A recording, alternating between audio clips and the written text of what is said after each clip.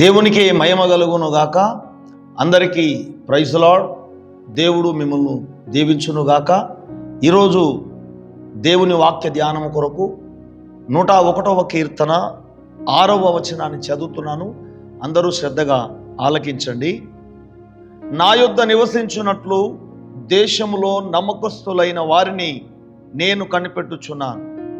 నిర్దోష మార్గమందు నడుచువారు నాకు పరిచారకులగుదురు. దేవుడు ఈ వాక్యమును మనందరి వినికిడిలో ఆశీర్వదించునుగాక. ప్రభునందు ప్రియులారా, మనము చదువుకున్న లేఖన భాగంలో దేవుడు మాట్లాడుతున్న ఒక ప్రత్యేకమైన మాట. నా యొద్ద నివసించినట్లుగా దేశములో నేను నమ్మకస్తులైన వారిని నేను కనిపెట్టుచున్నాను. దేవుడు చూస్తున్నాడు. దేవునికి మోసం చేసేవారు పనిచేయరు. దేవుడు చెప్పినట్లుగా నమ్మకంగా దేవునికి ప్రియులారా విధేయులై దేవుడు ఏది చెప్తే ఆ మాట ప్రకారము జీవించే వాళ్ళను ప్రత్యేకంగా వారి కొరకు దేవుడు కనిపెట్టుచున్నాడట. దేశంలో, ప్రపంచంలో దేవుని యొద్ద నివసించాలంటే నమ్మకస్తులు మాత్రమే దేవుని యొద్ద నివసించగలుగుతారు.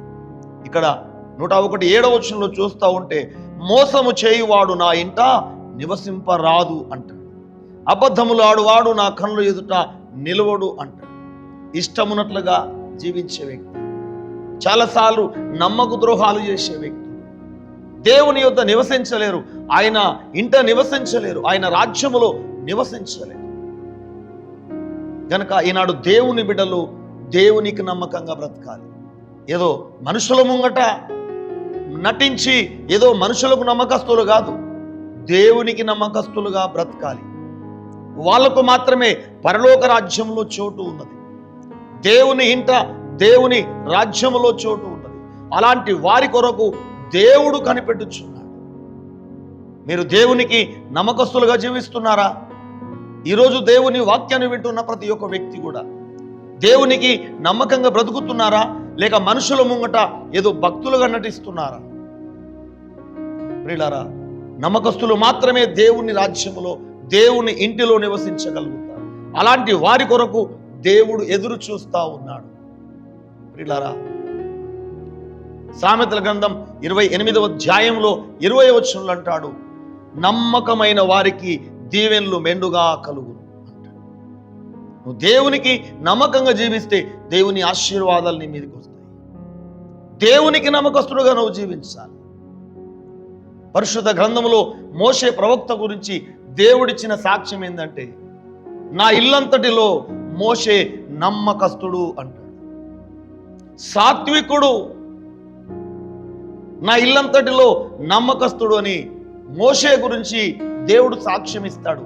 నీ గురించి దేవుడు అలా సాక్ష్యం ఇవ్వగలడా?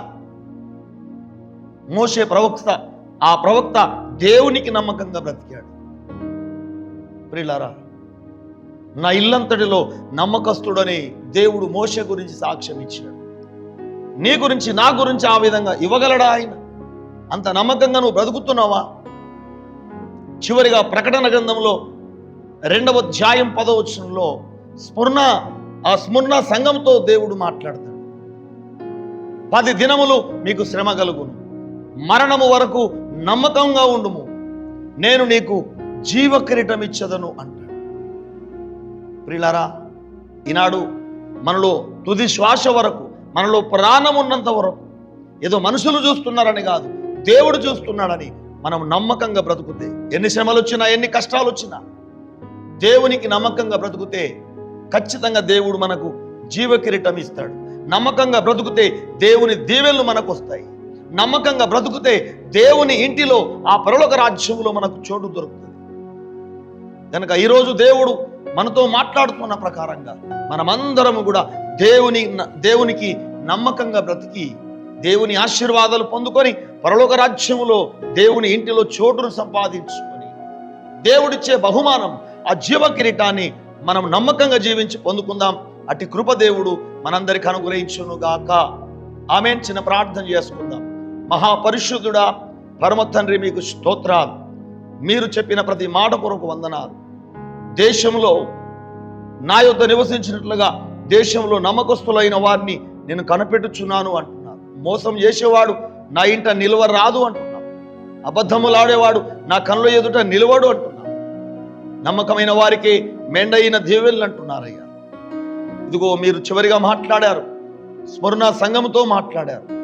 10 దినములు మీకు శ్రమ కలుగును, మరణము వరకు నమ్మకంగా ఉండుము, నేను నీకు జీవ కిరీటం ఇస్తానని చెప్తున్నాను.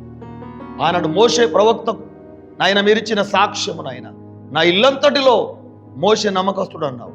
మేమందరము కూడా మోషేలాగా నమ్మకస్తులుగా బ్రతికి ఈ భూమి మీద దీవెనలు పొంది తండ్రి పరలోక రాజ్యములో మేము ఒక చోటు సంపాదించుకొని నాయన పరలోక రాజ్యంలో బల నమ్మకమైన మంచి దాసురా మంచి దాసురాలని నీ ద్వారా బహుమానములు పొందే భాగ్యము దయచేయమని, నమ్మకస్తులకు మాత్రమే జీవ కిరీటం అంటున్నావు. ఈ భూమి మీద మేమందరం బ్రతికినంత వరకు నమ్మకస్తులుగా జీవించడానికి మీరే సహాయము చేయమని యేసు నామమున ప్రార్థిస్తున్నాము తండ్రి, ఆమేన్. Praise the lord. దేవుడు మిమ్మల్ని మీ కుటుంబాలను దేవునికి నమ్మకస్తులుగా నిలబెట్టును గాక.